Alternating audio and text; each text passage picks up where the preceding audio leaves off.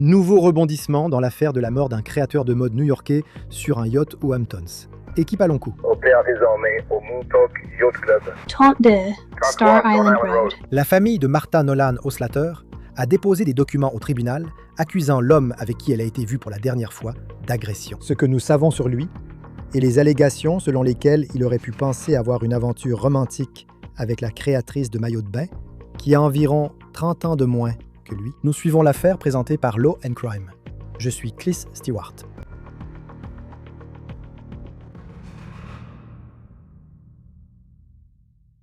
Martha Nolan Oslater est décédée le 5 août 2025. Un an plus tard, la cause de sa mort reste inconnue. On sait seulement qu'elle était à bord d'un bateau dans un yacht club huppé de Montauk, Long Island, propriété d'un homme de 60 ans, investisseur dans sa société de mode. Ceci est une assignation à comparaître qui apporte un rebondissement majeur dans ce mystère. Nous venons de la recevoir de New York et elle est adressée au propriétaire du yacht, un homme nommé Christopher Durnan. Il était avec Martha au moment de sa mort. Maintenant, le document l'informe que la famille de Martha va le poursuivre pour mort injustifiée. Et il allègue que la mort de Martha n'était peut-être pas un accident. Le document accuse Durnan d'agression, entre autres choses, dont nous allons parler. Le médecin légiste du comté de Suffolk n'aurait trouvé aucune preuve de traumatisme évident lors de l'autopsie de Martha Nolan. Mais une autopsie indépendante commandée par la famille de Martha Nolan aurait révélé des traces de cocaïne dans son organisme. Le Daily Mail a été le premier à rapporter cela.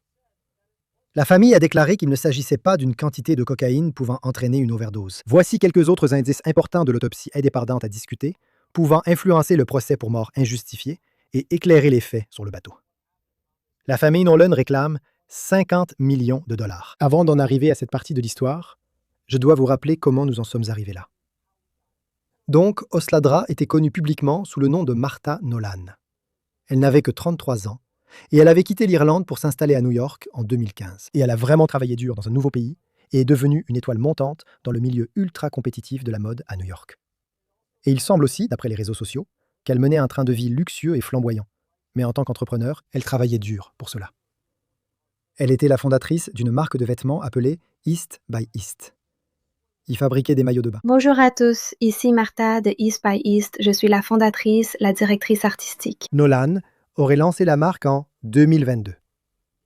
Le New York Magazine a publié un grand reportage sur cette affaire en novembre de l'année dernière, où plusieurs nouvelles informations ont été rendues publiques. Et l'article du magazine a rapporté que Martha voulait faire de East by East une marque mondiale.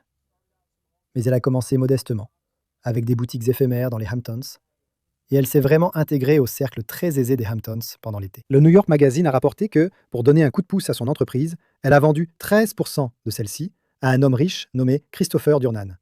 C'est un veuf de 60 ans. Et l'article dit que sa femme se serait suicidée en 2018. Maintenant, Durnan a vendu sa compagnie d'assurance. C'est ainsi que le magazine explique qu'il a fait fortune. Et il est vraiment devenu une figure incontournable des étés dans les Hamptons. Il possédait plusieurs bateaux amarrés au club nautique où Martha Nolan est décédée. Durnan était apparemment avec Nolan lorsqu'elle est morte. D'après les informations, Durnan aurait investi 250 000 $ dans East by East, ce qui représente une belle somme d'argent. Mais cette marque, surtout si vous vouliez en faire une marque mondiale, ils avaient besoin de plus d'argent. Et la nuit où Nolan est morte, elle et Durnan seraient sortis faire une croisière nocturne sur son yacht. Le New York Magazine rapporte que Durnan et Nolan ont bu du champagne en regardant le coucher du soleil, puis sont retournés au club nautique. Des proches de Nolan ont confié au Daily Mail que Durnan n'aurait peut-être pas vu cela comme une réunion professionnelle, mais plutôt d'une rencontre romantique sur le bateau. Il note que la homme de 60 ans avait approvisionné le bateau en bouteilles de champagne Dom Pérignon, ce qui est du haut de gamme. Cela peut coûter entre 200 et 300 $, voire plus, la bouteille. Maintenant, Nolan aurait été en couple avec un homme de son âge, et elle échangeait même des messages avec lui la nuit de sa mort. Mais l'avocat de Durnan, et pour être clair, Christopher Durnan n'a pas été inculpé en lien avec ce crime, a déclaré que son client et Nolan étaient plus que de simples amis. Rappelez-vous, elle a 33 ans, il a 60 ans, je le souligne. Voici maintenant une autre partie étrange. Selon le New York Magazine, peu après la mort de Nolan, l'avocat de Durnan a déclaré, je cite, qu'ils sont effectivement sortis ensemble. Il m'a dit après que cela s'est produit, qu'il l'aimait et qu'il avait rencontré sa famille. Il a affirmé que Durnan avait rendu visite à la famille de Nolan en Irlande. Maintenant, la famille de Nolan a dit que ce n'est pas vrai. Alors que nous essayons de reconstituer ce qui s'est passé, La relation entre Nolan et Christopher Durnan est extrêmement importante pour cette histoire. La famille de Nolan a rejeté l'idée qu'ils étaient plus que de simples partenaires d'affaires. Et l'avocat de Durnan, selon cet article, est revenu sur certains propos en déclarant « Nous n'étions pas en couple ». L'avocat aurait refusé de préciser si Durnan et Nolan avaient eu des relations intimes, estimant que ce ne serait pas juste pour la mémoire de Nolan. Nolan et Durnan assistent donc à une réunion d'affaires sur ce yacht, buvant du champagne et admirant le coucher du soleil. Et apparemment, voici ce qui se passe ensuite. L'avocat de Durnan a déclaré au New York Magazine que Nolan et son client étaient sur ce bateau appelé Ripple. Il dit que tous les deux ont parlé affaires et qu'ils étaient apparemment sur l'eau depuis un bon moment. Puis, à 21h20, un ami fait une blague dans un message texte à Nolan sur une discussion de groupe qui dit « LMAO. Je suis sûr que son téléphone est mort, ou peut-être qu'elle est morte. » Évidemment, à ce moment-là, ce n'était qu'une blague. Nolan a répondu à ce message à 21h30 en disant « Lol, je suis au Yacht Club maintenant. Mon téléphone est allumé. » Mais environ une heure plus tard, Nolan est effectivement morte. L'avocat de Durnan dit qu'entre 22h30 et 23h, Nolan est devenu inerte. L'avocat dit que Durnan a décrit cela comme si elle avait eu une crise cardiaque. Équipe à Lonco. Opère maintenant au Montauk Yacht Club, 32 Star Island Road. La police indique que l'appel au 911 a été reçu vers minuit, laissant une heure inexpliquée, selon le New York Magazine, comparée à la chronologie de l'avocat de Durnan.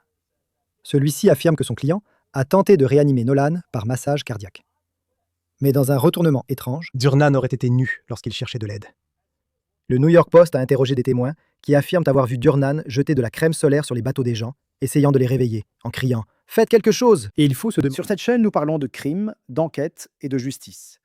Pourtant, une menace reste rarement à la une des journaux. Les informations personnelles qui sont collectées et vendues à votre sujet en ligne. Si je vous disais que votre adresse, votre email, votre numéro de téléphone et même des informations sur votre famille sont achetées et vendues en ligne sans que vous le sachiez. Chaque jour, des courtiers en données et des sites web publics collectent, publient et vendent des informations personnelles. Cela peut entraîner du spam, des arnaques, le vol d'identité et peuvent compromettre votre vie privée. C'est pourquoi j'aime Incogni. Saisissez votre email et Incogni détecte automatiquement où vos données sont exposées, puis envoie des demandes de suppression pour vous. Le tableau de bord de l'application vous fournit des rapports détaillés indiquant exactement où vos données ont été supprimées et, avec l'abonnement illimité, vous pouvez aller encore plus loin. Collez simplement le lien d'un site exposant vos informations personnelles et les experts d'Incogni en protection de la vie privée s'occuperont du reste. La mise en route ne prend que quelques minutes et après une autorisation ponctuelle, Incogni fait le plus gros du travail pour vous. Reprenez dès aujourd'hui le contrôle de votre vie privée. Utilisez mon code spécial pour bénéficier 60% de réduction sur tout abonnement annuel Incogni avec en plus une garantie de remboursement de 30 jours. Scannez le code QR ou cliquez sur le lien ci-dessous pour commencer à supprimer vos informations personnelles d'Internet. Ils ne peuvent pas vous nuire s'ils ne vous... Pourquoi serait-il nu un lundi soir après avoir eu une réunion d'affaires avec une femme de 33 ans? L'avocat de Durnan a déclaré au New York Magazine que son client avait enlevé ses vêtements parce qu'ils étaient trempés de vomi de Nolan. Il ajoute également que son client ne sait pas combien de temps il a pratiqué la réanimation cardio-pulmonaire sur Nolan, ce qui expliquerait tout écart de temps que les gens pourraient constater en reconstituant la chronologie de ce qui aurait pu se passer sur le bateau. Maintenant, il y a eu des spéculations concernant une substance poudreuse blanche qui aurait été retrouvée sur le bateau de Durnan après que la police ait quitté les lieux. L'avocat de Durnan a déclaré au New York Magazine qu'il ne s'agissait pas d'une substance illégale, mais il s'agissait de poussière laissée par la police lors de la recherche d'empreintes à bord. L'avocat de Durnan a aussi indiqué que son client avait affirmé aux enquêteurs que Nolan s'était absenté 2 fois cette nuit-là. Cela suggère qu'elle devait peut-être aller aux toilettes ou que ce serait un signe de consommation de drogue. L'avocat de la famille de Nolan a contesté cette affirmation, affirmant qu'elle ne consommait pas régulièrement de drogue. Le New York Post a aussi indiqué qu'elle n'était pas connue pour en consommer, selon les témoins. D'où la question. Comment Martha Nolan est-elle morte? Parce que le résultat de l'autopsie réalisée par le médecin légiste du comté de Suffolk était non concluant. La famille de Martha Nolan a donc demandé sa propre autopsie indépendante de son corps. Et celle-ci aurait révélé seulement des traces de cocaïne dans son organisme.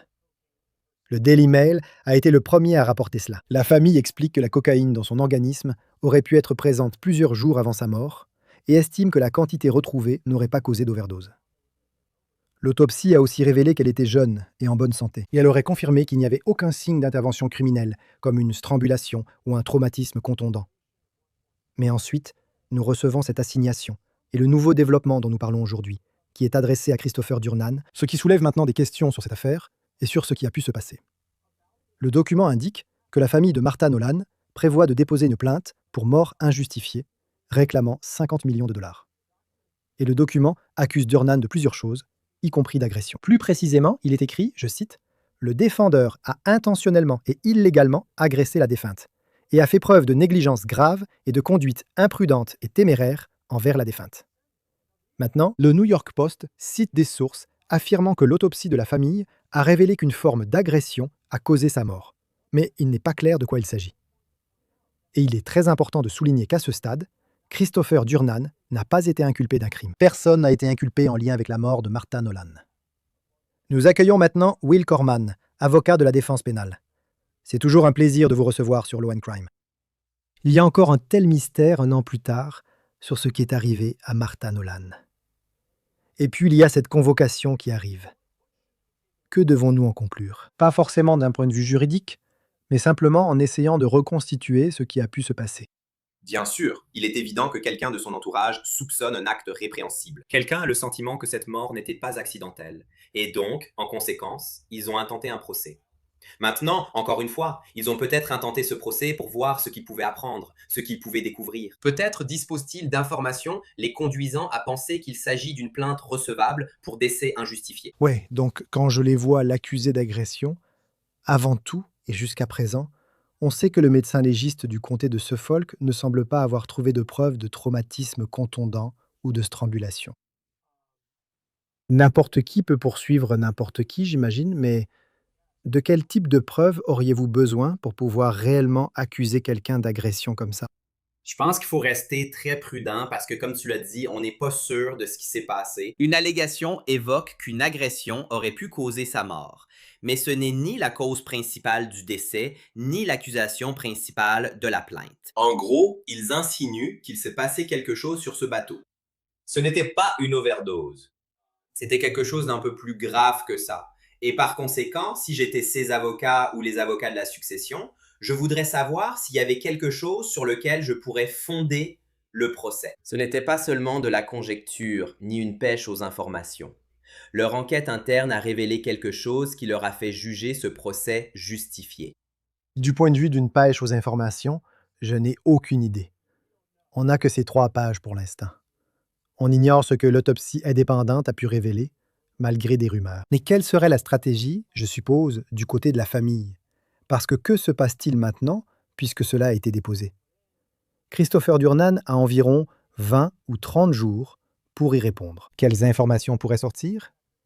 Quelle stratégie adopteriez-vous pour déposer cela en cherchant des informations? Eh bien, il pourrait vouloir mener des auditions sous serment. Il pourrait vouloir obtenir plus d'informations sur ce qui s'est passé cette nuit-là. Évidemment, il y a des rapports de police. Je ne sais pas si la succession a accès à ces rapports de police. Je ne sais pas s'ils ont accès aux rapports d'autopsie complets. Je crois qu'ils ont fait leur propre autopsie indépendante, mais je ne sais pas s'ils ont eu la possibilité de comparer et de contraster leur propre rapport d'autopsie avec ce qu'ont fait les médecins légistes ou le coroner du comté. Donc cela pourrait être une piste d'attaque. Cela pourrait aussi consister à découvrir à qui Durnan a parlé peu de temps après, s'il a passé des appels téléphoniques ou non. Nous savons qu'il criait à l'aide, mais vous savez, qui a-t-il appelé avant de commencer à crier à l'aide, s'il a appelé quelqu'un? Vous voyez, est-ce qu'il a passé des appels à des associés? Est-ce qu'il a appelé des amis? Est-ce qu'il a appelé des gens avant de commencer à crier qu'il s'était passé quelque chose sur le bateau? Ce sont toutes des informations qui seraient importantes. Il pourrait exiger la communication des relevés téléphoniques, il pourrait exiger la communication des journaux d'appel, il pourrait exiger la communication des données informatiques afin de découvrir exactement ce qui s'est passé ici. Dans certains cas, peu importe ce que c'est, vous savez, il peut y avoir une action civile pour décès injustifié. Et je ne dis pas que c'est une affaire qui implique un acte criminel, mais vous savez, dans une affaire de meurtre typique, il peut y avoir la partie pénale qui doit suivre son cours, et une action civile pour décès injustifié peut aussi être engagée. Dans ce cas, c'est une enquête en cours. Personne n'a été inculpé. Donc, il n'y aura pas de procès pénal pour l'instant. Pour qu'une action civile pour décès injustifié aboutisse, et que la famille réclame 50 millions de dollars, comme... Est-ce qu'il faut absolument une affaire pénale dans ce genre de situation? Surtout si, tu sais, le mot agression est mentionné dans l'affaire. Non, il n'est pas nécessaire qu'il y ait une poursuite pénale. Je suis désolé, il n'est pas nécessaire qu'il y ait une affaire pénale. Tu sais, franchement, ça aiderait. Quelqu'un d'autre pourrait faire ses recherches, mais ce n'est pas obligatoire. Souviens-toi aussi que bien des affaires pénales n'aboutissent pas. Le niveau de preuve en matière pénale doit dépasser tout doute raisonnable, alors qu'il est bien moindre pour une action civile pour décès injustifié. Finalement, il existe de nombreux cas de actions civiles pour décès injustifié sans affaire pénale, et n'oublie pas que l'action en justice ratisse large. Oui, il y a une allégation d'agression et aussi de négligence. Autrement dit, ils affirment que toute personne sur le bateau aurait pu contribuer à la mort de cette jeune femme. Cela ne veut pas dire qu'ils en sont directement responsables. Donc, si elle a fait une overdose ou consommé de la drogue et qu'ils n'ont pas fait venir de l'aide assez vite, on peut imaginer un scénario où, et encore une fois, nous n'en avons pas la certitude, mais si tout le monde sur le bateau consommait de la drogue et qu'elle a fait une overdose, et qu'ils ont attendu parce qu'ils ne voulaient pas appeler la police tout de suite, parce qu'il y avait d'autres actes criminels en cours sur le bateau, c'est quelque chose qui relève de la négligence et par conséquent, c'est l'un des motifs de l'action en justice elle-même. Ils réclament, ou cela indique qu'ils veulent, 50 millions de dollars. Et vous savez, écoutez, on ne peut pas mettre un prix sur la vie, bien sûr. Mais en même temps, quand j'entends 50 millions de dollars, elle n'était pas quelqu'un, il semble, qui aurait 50 millions de dollars. Comment mesurer cela? Il semble avoir très bien réussi, mais je ne sais pas s'il a 50 millions à la banque. Comment évaluer ce genre d'affirmation? Que signifie vraiment dire cela? C'est une action civile pour mort injustifiée de 50 millions de dollars? Honnêtement, je pense pas que cela veuille dire grand-chose. Je pense que certains tribunaux exigent que vous mettiez un chiffre monétaire là-dedans. Certains tribunaux exigent que vous mettiez un montant sur un formulaire. Ce n'est pas le cas de toutes les juridictions. Je pense que c'est qu'un chiffre. Je veux pas paraître désinvolte ni dire qu'il vient de nulle part, comme vous l'avez dit. On ne peut pas chiffrer une vie ni lui attribuer une valeur. Cependant, parler de 50 millions de dollars ne doit pas mener à des conclusions hâtives. Je suis sûr que pour cette famille aussi. Je veux dire, pendant toute une année, ils ne savent pas ce qui est arrivé à l'un des leurs, n'est-ce pas? Et ce sont ces circonstances mystérieuses autour de sa mort, et on ne sait toujours pas. L'enquête est en cours. Comment le dépôt d'une telle plainte peut-il impacter une enquête criminelle en cours? Donc, d'un point de vue de la défense pénale, si ce monsieur devait être inculpé pénalement, je serais ravi qu'il y ait un procès civil en cours. En tant qu'avocat de la défense pénale, si un procès civil a lieu avant ou pendant l'affaire pénale, j'adore. Cela me permet de faire valoir pour mon client qu'il existe une autre raison pour laquelle il a été accusé d'un crime. Il y a un autre mobile. Il y a une autre motivation. En tant qu'avocat de la défense pénale, j'ai ainsi accès à tout ce qui se passe dans ce procès civil, parfois bien plus qu'en tant qu'avocat pénaliste. Donc, d'un point de vue stratégique, croyez-moi quand je vous dis que s'il va être inculpé, ses avocats sont contents qu'il y ait une procédure civile en cours, à mon avis. Comment faites-vous? Comment? Vous savez, je me demande toujours, parce que parfois vous savez, dans ce cas, le médecin légiste du comté de Suffolk, il semble que ce soit non concluant, qu'ils n'ont rien pu déterminer, vous voyez, et vous savez, au départ, il n'y avait aucun signe d'intervention criminelle. Et il n'est pas clair s'il y a eu un acte criminel dans cette affaire. Comment 2 autopsies peuvent-elles, d'après votre expérience, donner des résultats aussi différents l'une de l'autre? Vous savez, et nous ne savons pas ce que cette autopsie indépendante a précisément révélé, mais s'il y a le moindre signe d'agression, ou quelque chose comme ça. Donc, encore une fois, les experts judiciaires ont souvent des avis divergents. Donc, un médecin légiste peut examiner un corps, visionner des images, analyser des résultats de tests et arriver à une conclusion complètement différente de celle d'un autre. Ce n'est donc pas inhabituel. Je veux dire, il y a tout le temps des affaires où il y a une bataille d'experts, si vous voulez, où un expert croit à une conclusion ou à un ensemble de résultats et un autre expert croit à autre chose. Quelle est la stratégie qui sous-tend la demande d'une autopsie indépendante? Pour un client, dans toute situation où, vous savez, ils veulent agir par eux-mêmes. Je pense à l'affaire Nolan Wells, un cas différent, où il y a eu une autopsie indépendante grâce aux efforts de la famille. À quelle fréquence voyez-vous cela et quelle stratégie sous-tend cette démarche? Donc, je pense pas que ça arrive si souvent, mais ça arrive. Parfois, encore une fois, il peut y avoir une méfiance totale envers les autorités du comté. Il peut y avoir une méfiance envers les forces de l'ordre. Et par conséquent, plutôt que de simplement se fier aux paroles ou aux conclusions d'un adversaire potentiel, vous voulez mener votre propre enquête. Par exemple, ces personnes n'ont tout simplement pas confiance dans les forces de l'ordre.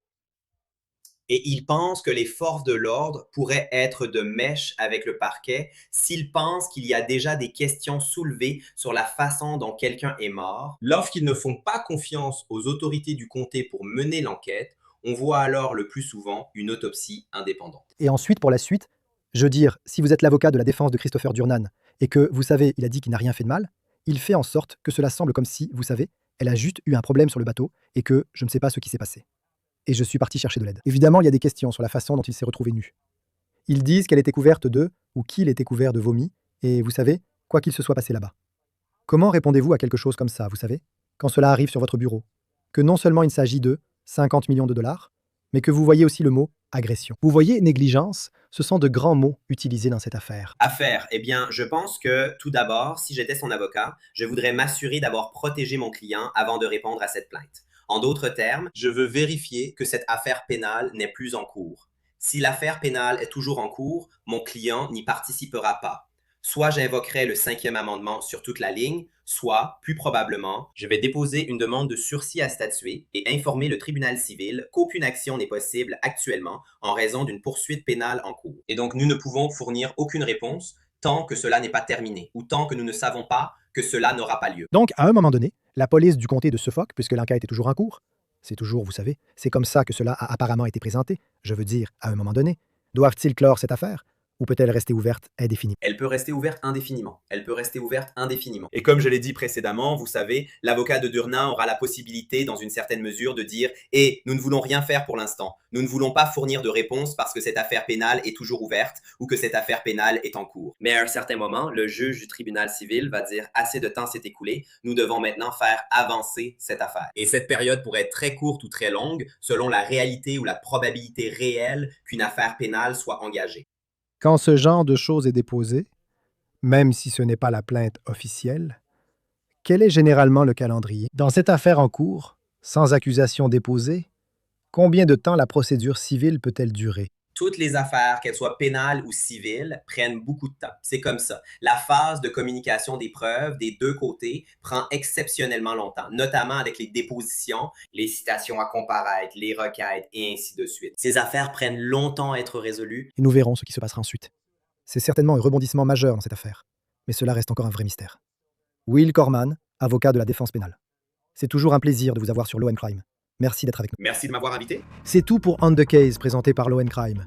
Abonnez-vous à notre chaîne YouTube, Spotify et retrouvez-nous sur Peacock. Je suis Chris Stewart. À bientôt.